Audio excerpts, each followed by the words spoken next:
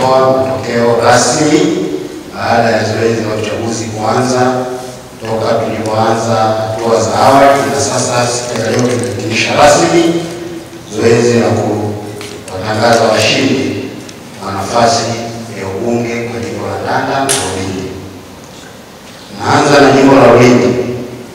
Katika jimbo la Ulindi lilikuwa na jumla ya wapiga kura waliojiandikisha katika daftari la kudumu la wapiga kura 96,873. Idadi halisi ya waliopiga kura 82,347. Idadi ya kura halali zilizopigwa ni 81,624. Idadi ya kura zilizokataliwa ni 723. Aidha, jimbo la Ulindi lilikuwa na wagombea watatu kwenye nafasi ya ubunge ambao walikuwa ni ndugu Musa Said Dadi wa chama cha AAFP, Isa Ali Chungahela wa CCM na ndugu Amina Thomas Shamu wa CUF. Matokeo ya uchaguzi baada ya kujumlisha kura ni kama ifuatavyo: Musa Said Dadi wa AAFP alipigiwa kura 1,623 sawa na 1.99. Amina Thomas Shamu alipigiwa kura 2,217 sawa na 2.72. Isa Ali Chungahela alipigiwa kura 77,784 sawa na 95.29. Kwa mamlaka iliyopewa chini ya sheria ya uchaguzi wa rais wa bunge na madiwani namba 1 ya mwaka 2024 kifungu cha 105 ikisoma pamoja na kanuni za uchaguzi wa rais wa bunge na madiwani za mwaka 2025, mimi Kenneth Anania Mgina, msimamizi wa uchaguzi wa jimbo la Ulindi, na mtangaza rasmi ndugu Isa Ali Chungahela aliyekuwa mgombea wa nafasi ya ubunge kupitia Chama cha Mapinduzi kuwa mshindi wa nafasi ya ubunge wa jimbo la Ulindi. Hongera sana. Baada ya matokeo hayo, naomba Mheshimiwa Isa Ali Chungahela ambaye sasa rasmi ni mbunge wa jimbo la Ulindi asogee mbele niweze kumkabidhi cheti chake cha hati ya ushindi na nakala ya matokeo yake rasmi ya ushindi.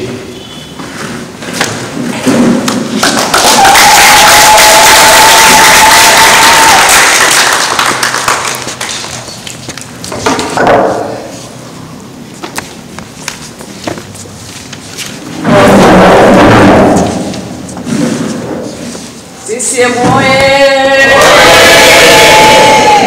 Chungahela Chungahela ra! Mimi Kenneth Anania Mgina, msimamizi wa uchaguzi jimbo la Ulindi, na kukabidhi rasmi hati ya kuchaguliwa kuwa mbunge wa jimbo la Ulindi leo tarehe 31 mwezi wa 10 mwaka 2025, na ni rasmi sasa mbunge wa jimbo la Ulindi. Hongera sana.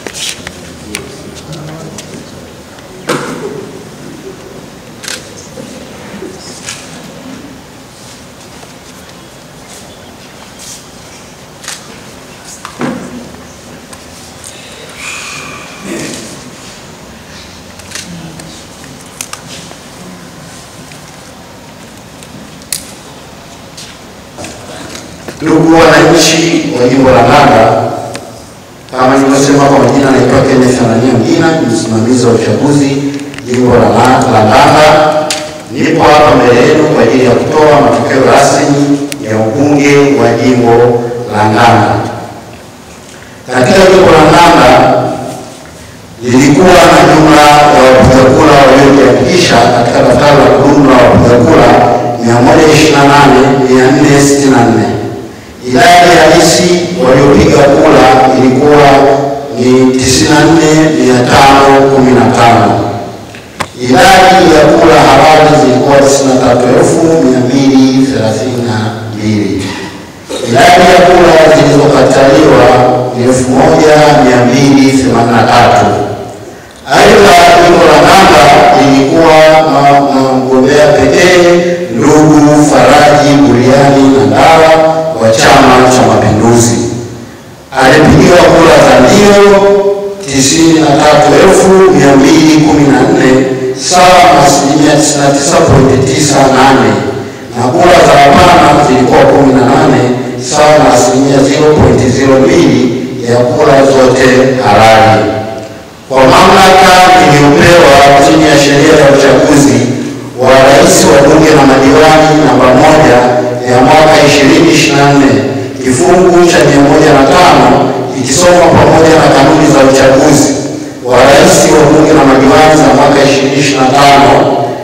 mimi Kenneth Anania Mgina, msimamizi wa uchaguzi wa jimbo la Ndanda, namtangaza rasmi ndugu Faraji Buriani Nandala aliyekuwa mgombea wa nafasi ya ubunge kupitia chama cha CCM kuwa mshindi wa nafasi ya ubunge wa jimbo la Ndanda kuanzia leo tarehe 31 mwezi wa 10 mwaka 2025. Hongera sana mheshimiwa.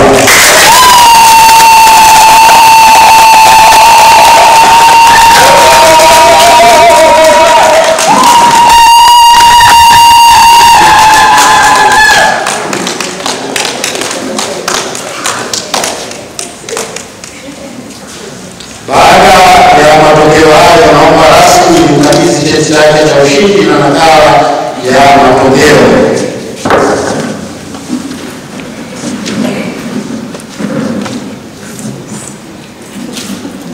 CCM oye!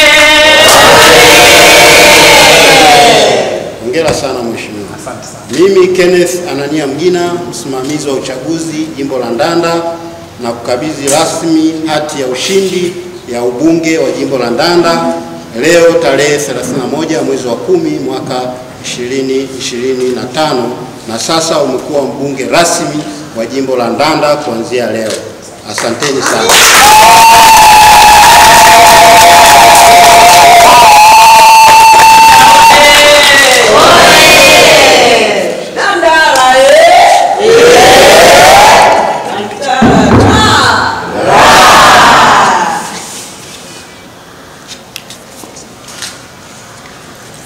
Naomba saidie kusaini kitabu hapa.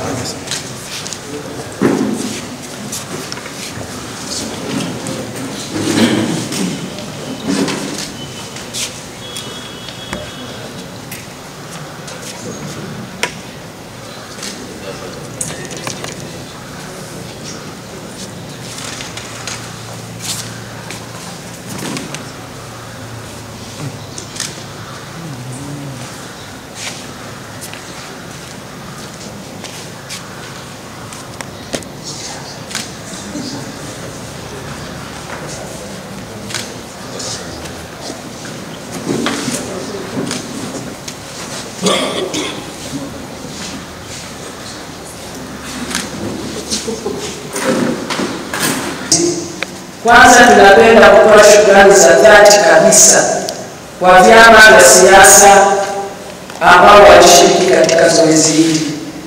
Tumeshirikiana nao vizuri, hatukuwa na mizozo yoyote kati ya chama na chama. Tulifanya kampeni za kistaarabu na wananchi walituelewa, na hatimaye leo walifanya maamuzi yao. Lakini tunawashukuru sana kwa namna moja au nyingine wote mlioshiriki katika zoezi litokea mwanzo. Inawezekana sisi kama Chama cha Mapinduzi wakati mwingine tulikuwa wasumbufu kuuliza hiki na kile, kufuatilia hiki na kile. Tunaomba kujua tulikuwa kazini tunatafuta dola na si vinginevyo. Lakini kwa siku hii ya leo, kwa kweli chama tunayo furaha kubwa sana kwa matokeo haya tuliyoyapata. Majimbo mawili, jimbo la Ndanda pamoja na Lulindi, lakini ukijumulisha na Masasi ambayo tayari tumeshapata matokeo jana, sasa wilaya ya Masasi inaenda kuwa ni wilaya ya Chama cha Mapinduzi. Tunashukuru sana. Asanteni sana. Tunaomba kufikishia salamu zetu kwa watendaji wote walioshiriki toka mwanzo mpaka mwisho. Tunakamilisha zoezi hili. Najua haikuwa kazi rahisi, wamenivumilia sana. Kwa uzuri kabisa. Kwanza nimefurahi, lakini nilitarajia, kwa sababu kazi kubwa ambayo nimefanya mimi na wananchi wangu wa Lulindi kipindi nikiwa mbunge miaka 5 iliyopita, nilikonverti maamuzi yao kufikia huu ushindi hivi sasa, kwa sababu tulifanya kazi za kutosha.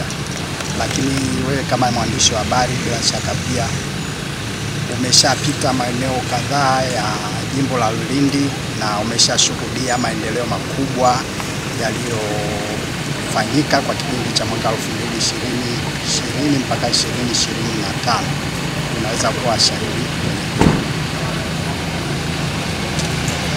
Hii ni awamu yako ya pili, unaenda kuongoza awamu ya pili jimbo la Lulindi.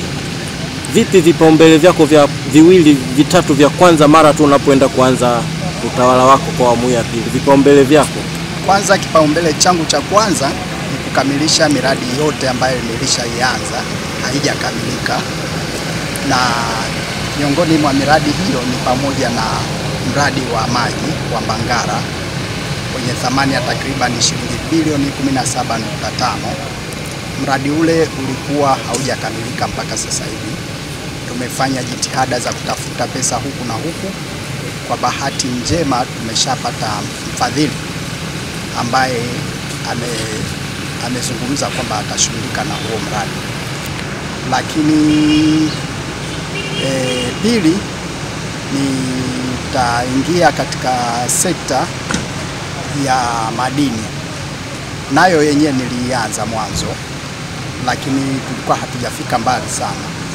Tulikuwa tushakuja na waziri katika jimbo langu, tukafanya utafiti katika maeneo kadhaa kama vile Utimbe na maeneo mengine kwenye kata ya Lupaso. Kwa hiyo hilo ni eneo ambalo natamani kulifikia, na lengo ni kuongeza uchumi katika jimbo, lakini ajira kwa wananchi wa jimbo langu. Lakini eneo la tatu ambalo ni muhimu sana na yenyewe liko katika elimu.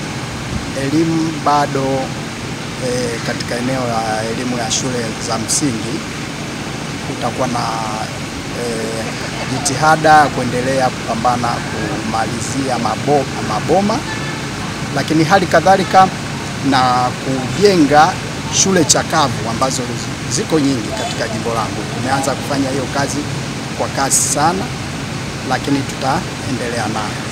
Lakini eneo jingine katika elimu ni eneo la walimu. Kwa kweli kumekuwa na changamoto kubwa ya walimu. Kuna walimu wachache, aidha ni wa sekondari hata wa shule za msingi wamekuwa wachache. Kwa hiyo ni katika eneo ambalo tunapambana nalo kuhakikisha tunapata walimu wa kutosha kuondoa changamoto hii.